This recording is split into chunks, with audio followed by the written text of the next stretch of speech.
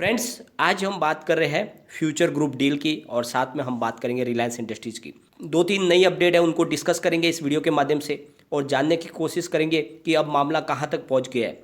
और जैसे कि आपको पता ही है, सुप्रीम कोर्ट ने हाई कोर्ट की सारी सुनवाइयों के ऊपर रोक लगा दी है। उन्होंने सारा मामला अपने हाथ में ले लिया है। तो वहाँ पर क्या अपडेट है और आगे कहाँ तक कार्रवाई पहुँची है, और साथ में जो इसके लैंडर्स हैं उनकी तरफ से भी बहुत बड़ी राहत दी जा रही है फ्यूचर ग्रुप को। फ्यूचर ग्रुप की जितनी भी कंपनियां हैं उनको एक तरह से बहुत बड़ी संजीवनी दी जा रही है इनके लैंडर की तरफ से, क्योंकि उनको भी पता है, क्योंकि ये डील सबके फेवर में है और ये डील होके रहेगी। उनको इतना यकीन है, जिस तरह से रिलायंस इंडस्ट्रीज पूरा सहयोग कर रही है इस डील को फाइनल करने में, तो उनको भी लग रहा है इसके लैंडर्स को कि ये डील होके रहेगी। इसलिए वो नहीं चाहते कि यह मामला एनसीएलटी के थ्रू जाके बैंक्रप्सी के अंडर में आए, और वो चाहते कि शांति से मामला पटे, ये डील फाइनल हो जाए। तो इस तरफ से उन्होंने भी एक अपनी तरफ से एक बड़ा कदम आगे बढ़ाया है। तो क्या है वो कदम, उसको डिस्कस करेंगे इस वीडियो के माध्यम से। लेकिन फ्रेंड, उससे पहले अगर आप पहली बार हमारे चैनल पे आए तो चैनल को सब्सक्राइब कर दीजिए, एक बेल आइकॉन दबा दीजिए ताकि जब भी नया वीडियो बने पहला नोटिफिकेशन आपको मिले। वीडियो पसंद आए तो लाइक शेयर जरूर कीजिए। चलो फ्रेंड, वीडियो स्टार्ट करते हैं। मैं हूँ आपका दोस्त एसबी दवे और हमारे अपने चैनल ऑनलाइन कमाई में आपका बहुत बहुत स्वागत है। फ्रेंड्स, जैसे कि आपको पता ही है, अलग अलग कोर्ट में अलग अलग सुनवाई हो रही थी और वहाँ से अलग अलग फैसले आ रहे थे। सिंगल जज की बेंच ने, जो जज मिदा की अदालत में जो फैसला आया था, वो बिल्कुल फ्यूचर ग्रुप के खिलाफ आया था और एक तरह से मुजरिम की तरह उनको पेश किया गया था फ्यूचर ग्रुप की सारी कंपनियों को, उनके प्रमोटर को, और उनके ऊपर एक बहुत ही बड़ा फाइन लगाया गया था। साथ में फ्यूचर ग्रुप की सारी प्रॉपर्टीज़ को जब्त करने के आदेश दिए गए थे और उनके प्रमोटर को कोर्ट में हाजिर होने के लिए कहा गया था। उनको कहा गया था कि आपके ऊपर बड़ी कार्रवाई हो सकती है, आपको जेल भी जाना पड़ सकता है।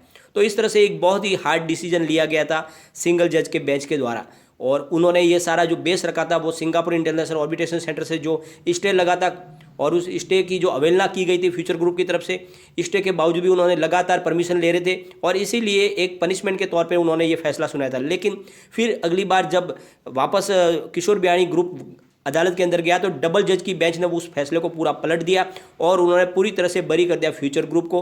और अब सुप्रीम कोर्ट में सुनवाई हुई और सुप्रीम कोर्ट ने जितने भी मामले चल रहे थे दिल्ली हाई कोर्ट के अंदर, उन सब के ऊपर रोक लगा दी और उनको एक तरह से स्टे कर दिया और कह दिया कि सारे मामले अब बंद हो चुके हैं, क्योंकि सुनवाई हमारे पास आ चुकी है और हम इसकी सुनवाई करेंगे। तो अब सुप्रीम कोर्ट जितने भी मामले चल रहे थे उनको साथ में, सबको एक साथ में जोड़कर एक सुनवाई होगी, यानी अलग अलग मामले कोर्ट में नहीं चलेंगे, बल्कि जितने भी ये जो मामले हैं अलग अलग जो पीएलए जो दर्ज की गई है उन सारी की सारी को एक साथ में अटैच किया जाएगा और साथ में सुनवाई की जाएगी। यानी एक तरह से बहुत जल्द फैसले की तरफ बढ़ रहा है ये मामला।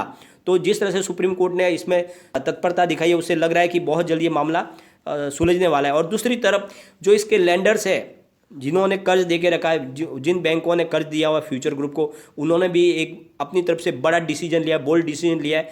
उनको पता है कि ये जब ये फाइनल हो जाएगा मामला तभी उनका पैसा उनको मिल पाएगा और पूरे ब्याज के साथ मिल पाएगा। इसीलिए उन्होंने इस डेप्थ रिस्ट्रक्चरिंग प्लान को मंजूरी दे दी है एक तरह से। और जैसे कि आपको पता है, पिछले 2-3 दिन पहले सबसे पहले फ्यूचर रिटेल के जो भी बैंकर्स थे उन्होंने इसकी मंजूरी दी थी। उनकी तरफ से जो 28 बैंकें थी फ्यूचर रिटेल की, उन्होंने डेप्थ रिस्ट्रक्चरिंग प्लान को मंजूरी दे दी थी। यानी 2 साल के लिए टाइम एक्सटेंड कर दिया गया था फ्यूचर ग्रुप के लिए। जो भी उनका जो पेमेंट उनको चुकाना है, चाहे वो एनसीडीएस हो, चाहे कैश पेमेंट हो या लोन दिया हो, शॉर्ट टर्म लोन हो, लॉन्ग टर्म लोन हो, किसी भी तरह का जो भी लोन दिया हुआ है, जो कर्जा दिया हुआ है, वो 2 साल के लिए समय पीरियड बढ़ा दिया गया। यानी 2 साल तक कोई भी कर्ज का तकाजा नहीं करेगा फ्यूचर ग्रुप के साथ में। जो भी आगे रिकवरी होगी वो 2 साल के बाद होगी। तो एक तरह से 2 साल का ग्रेस पीरियड दे दिया गया है इस डील को फाइनल होने के लिए। तो एक बड़ा कदम उठाया गया था फ्यूचर रिटेल के बैंकर की तरफ से। और अभी जो कंपनियां हैं फ्यूचर ग्रुप की, उनकी तरफ से भी अब इसी डेप्थ रिस्ट्रक्चरिंग प्लान को मंजूरी देनी शुरू कर दी है। फ्यूचर एंटरप्राइज के जो 19 बैंक हैं उन्होंने भी 2 साल के लिए इस प्लान को मंजूरी दे दी है। यानी डेप्थ रिस्ट्रक्चरिंग प्लान को 2 साल के लिए आगे बढ़ा दिया गया है, यानी तब तक टाइम पीरियड मिलेगा इस डील को पूरा होने के लिए। तो एक बहुत बड़ी राहत मिली है फ्यूचर ग्रुप को। और इसी तरह से जो फ्यूचर सप्लाई चेन है उन्होंने भी इस डेप्थ रीस्ट्रक्चरिंग प्लान को मंजूरी दे दी है। तो इस तरह से लगातार जितनी भी फ्यूचर ग्रुप की कंपनियां, उनके जो बैंकर्स हैं जिन्होंने कर्ज दे के रखा है, जिन्होंने लोन दिया हुआ है फ्यूचर ग्रुप को, वो अब धीरे धीरे करके सब इस प्लान को मंजूरी दे रहे हैं। यानी एक तरह से एक बड़ी संजीवनी का काम हो रहा है फ्यूचर ग्रुप के लिए, क्योंकि ऑलरेडी सबको विश्वास है रिलायंस ग्रुप के ऊपर। रिलायंस ने पूरी तरह से कमिटमेंट किया है कि जैसे ही ये डील फाइनल हो जाएगी तो सारा पेमेंट चुकाया जाएगा ब्याज के साथ में। इसीलिए वो लोग चाहते हैं कि इस प्लान को थोड़ी मंजूरी आगे इस बढ़ाया जाए, 2 साल के टाइम दिया जाए, ताकि आराम से प्लान पूरा पास हो सके और ये डील फाइनल हो सके। तो एक बड़ी राहत की जो है सांस ले सकते हैं फ्यूचर ग्रुप के लिए। एक बड़ा अच्छा एक बोल्ड स्टेप लिया गया है उनके कर्जदाताओं की तरफ से। सबसे बड़ी बात है कि 2 अच्छी खबर निकल कर आई है फ्यूचर ग्रुप के लिए। एक तो जो इसके कर्जदाता है उन्होंने राहत दे दी है इनको, यानी अब वो उनके पास तगाजा नहीं करेंगे 2 साल तक। लेकिन साथ में एक उसमें क्लोज और जोड़ा गया है कि यह जो राहत दी गई है 2 साल की, वो सिर्फ डील न हो तब तक के लिए। अगर एक बार डील फाइनल हो गई तो जो भी ये टाइम पीरियड दिया गया वो ऑटोमेटिक ख़त्म हो जाएगा। यानी ये जो डील है, ये राहत है सिर्फ फ्यूचर ग्रुप के लिए। जैसे डील फाइनल हो जाती है और कंपनी रिलायंस के अंडर में चली जाएगी, तो जो राहत दी गई है बैंकों की तरफ से, जो डेप्थ रीस्ट्रक्चरिंग जो प्लान मंजूर किया गया 2 साल के लिए, वो बिल्कुल ख़त्म हो जाएगा और उन्हें तुरंत पेमेंट इनको चुकाना होगा। तो एक तरह से ये सिर्फ फ्यूचर ग्रुप के लिए राहत दी गई है। फ्रेंड्स, सबसे बड़ी बात, इससे पहले फ्रेंड्स इसी तरह से रिलायंस ने भी अपनी तरफ से इस डील के पीरियड को आगे बढ़ा दिया था। और जैसे उनको पता था कि अभी टाइम पीरियड लगने वाला है, क्योंकि मामला सुप्रीम कोर्ट में, वहाँ से सुनवाई होने के बाद एनसीएलटी में जाएगा।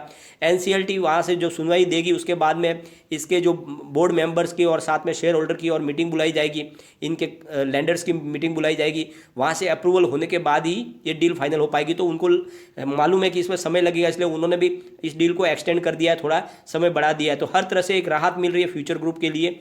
और सुप्रीम कोर्ट ने भी अब सारे मामले की सुनवाई एक साथ करने की बात कह दी है। यानी अब मामला और आगे खींचने की कोई संभावना नहीं है, क्योंकि इसमें अब नई पीएलए कोई लग नहीं सकती। सारी की सारी सुनवाई एक साथ में ही होगी, यानी बहुत जल्द अब इसमें फैसला आने की पूरी संभावना बन रही है। तो एक बड़ा बोल्ड डिसीजन लिया गया है इनके लैंडर की तरफ से, और इसलिए हमें लग रहा है कि बहुत जल्द अब ये डील फाइनल हो जाएगी। एक बार हम कारोबार को भी डिस्कस कर लेते हैं। आज तो रामनवमी की वजह से बाजार बंद था, लेकिन कल फ्यूचर रिटेल का स्टॉक ओपन हुआ था 48.55 पर। ये दिन भर की हाई थी, ये लो में चला गया था 47.40 के, और एंड में जो क्लोजिंग दी थी वो थी 47.70 पर, करीब 0.10% डाउन पर, यानी फ्लैट क्लोजिंग कही जाएगी। फ्यूचर सप्लाई चेन की बात कर लेते हैं। स्टॉक ओपन हुआ था 74.95 पर, यही दिन भर की हाई थी। लो में चला गया 71.05 पर, और एंड में जो क्लोजिंग दी वो है 72.50 पर, करीब 0.14% अप पर क्लोजिंग थी। फ्यूचर लाइफ स्टाइल की बात कर लेते हैं। स्टॉक ओपन हुआ 56.15 पर, हाई बनाई 56.75 की, लो में चला गया 55 के, और एंड में जो क्लोजिंग दी वो है 55 पर, यानी 1.61% डाउन पर। फ्यूचर इंटरप्राइज की बात कर लेते हैं। स्टॉक ओपन हुआ 9.10, हाई बनाई 9.20 की, लो में चला गया 8.90 के, और एंड में जो क्लोजिंग दी वो है 8.95 पर, करीब पिछले दिन की क्लोजिंग, यानी न बढ़त न गिरावट। फ्यूचर कंज्यूमर की बात कर लेते हैं। स्टॉक ओपन हुआ 6.75 पर, हाई बनाई 6.95 की, लो में चला गया 6.70 के, और एंड में जो क्लोजिंग दी वो है 6.80 पर, करीब 1.49% अप पर क्लोजिंग। तो फिलहाल इसमें गिरावट रुकी हुई है, जहाँ पर है स्टॉक लगभग वहीं पर है, क्योंकि काफ़ी ऑलरेडी गिरावट हो चुकी है, अब गिरावट की संभावना बची नहीं है। और जैसे ये डील फाइनल होगी तो यहाँ पे तेज़ी जरूर बनेगी। एक बार हम रिलायंस इंडस्ट्रीज़ की बात कर लेते हैं। स्टॉक ओपन हुआ 1910 पर, हाई बनाई 1919 की, और लो में चला गया 1890 के, और एंड में जो क्लोजिंग दी वो है 1905 पर, करीब 0.17% अप पर क्लोजिंग है। पॉजिटिव क्लोजिंग थी, लेकिन जैसे कि आपको पता ही है पूरे दिन बाजार में अच्छी खासी तेज़ी थी, 400-500 पॉइंट की बढ़त थी, लेकिन अंत में करीब 250 पॉइंट की गिरावट हो गई, और इस वजह से जो प्रॉफिट थी वो भी खत्म हो गई। रिलायंस में भी लगभग फ्लैट क्लोजिंग आई है। लेकिन फ्रेंड्स, रिलायंस इंडस्ट्रीज़ में आगे तेज़ी की संभावना पूरी बन रही है। और सबसे बड़ी बात जो अपडेट रिलायंस की तरफ से भी निकल कर आई है, रिलायंस ने एक बड़ा मानवता का कदम उठाया है। रिलायंस इंडस्ट्रीज़ को पता है कि इस समय कोरोना का कहर बहुत भयंकर तरीके से बढ़ रहा है, और इस समय लोगों को सबसे ज़्यादा ज़रूरत है वैक्सीन की, दवा की, और साथ में उनको ऑक्सीजन की ज़रूरत है। तो रिलायंस इंडस्ट्रीज को पता है कि वो ऑक्सीजन दे पाएगी देश के लिए, तो उन्होंने एक बड़ा बोल्ड डिसीजन लिया, और जो उनकी जामनगर रिफाइनरी में जो ऑक्सीजन बनती है उसकी सप्लाई को उन्होंने बढ़ा दिया है। अब 700 टन वो डेली सप्लाई देने के लिए तैयार है। अलग अलग राज्यों को 700 टन सप्लाई, जिस राज्य को भी ऑक्सीजन की जरूरत होगी उसको 700 टन ऑक्सीजन दी जाएगी और वो भी बिल्कुल मुफ्त में दी जाएगी, उसके लिए कोई चार्ज नहीं लेंगे। और उन्होंने कोशिश कर रहे हैं वो कि अगर जरूरत पड़ेगी तो और इसकी सप्लाई को बढ़ाया जाएगा, कम से कम 1000 टन तक किया जाएगा और उन राज्यों की सबकी मदद की जाएगी। तो बहुत बड़ा निर्णय लिया गया है रिलायंस इंडस्ट्री की तरफ से, जो काबिल तारीफ है और अच्छा डिसीजन लिया देश के प्रति उन्होंने रिलायंस ने, और हर तरह से रिलायंस मदद के लिए हाथ बढ़ाती है। और इसीलिए हिंदुस्तानी कंपनी हिंदुस्तानी होती है। ऐसे समय में जब मुसीबत की घड़ी आती है तो हमारी हिंदुस्तानी कंपनियां खड़ी होती है, न कि अमेजोन जैसी विदेशी कंपनियां, वो सिर्फ कमाने के लिए आई हुई है। बहुत बड़ा डिसीजन लिया गया है रिलायंस की तरफ से, क्योंकि बहुत ज़्यादा जाने जा रही है ऑक्सीजन की कमी की वजह से। सबके लिए ज़रूरी है ये डील होना, और अब डील होने की कगार पर है, क्योंकि इनके लैंडर्स ने भी इस बात को मान लिया है कि डील होके रहेगी। इसीलिए उन्होंने 2 साल का टाइम पीरियड दे दिया है डेप्थ रिस्ट्रक्चरिंग प्लान के लिए। अब वो ये मामला जाएगा आरबीआई के द्वारा नियुक्त कमेटी के सामने, जाएगी इनके अप्रूवल, जहाँ पे चेयरमैन है केवी कामत, और वो लास्ट में फाइनल फैसला करेंगे। और उनकी तरफ से जब प्लान ये पास हो जाएगा तो किसी भी तरह से पेमेंट चुकाने के लिए उनको 2 साल का समय पीरियड मिल जाएगा, जो एक बहुत बड़ी उनके लिए संजीवनी बनने वाली है। तो एक पॉजिटिव बहुत ही अच्छी अपडेट है, और इस वजह से थोड़ा सा अभी हमें भी धैर्य रखना चाहिए कि आने वाले समय में इनके शेयर होल्डर का भी कुछ अच्छा ही भला होने वाला है। लेकिन फ्रेंड, कोई भी इन्वेस्टमेंट करने से पहले अपने फाइनेंशियल एडवाइजर से एक बार एडवाइस ले ले, या अपना खुद का रिसर्च करे, क्योंकि मैंने वीडियो आपके एजुकेशनल पर्पज़ के लिए ही बनाया। वीडियो पसंद आए तो लाइक शेयर जरूर कीजिए और चैनल को सब्सक्राइब कर दीजिए। Thank you friend.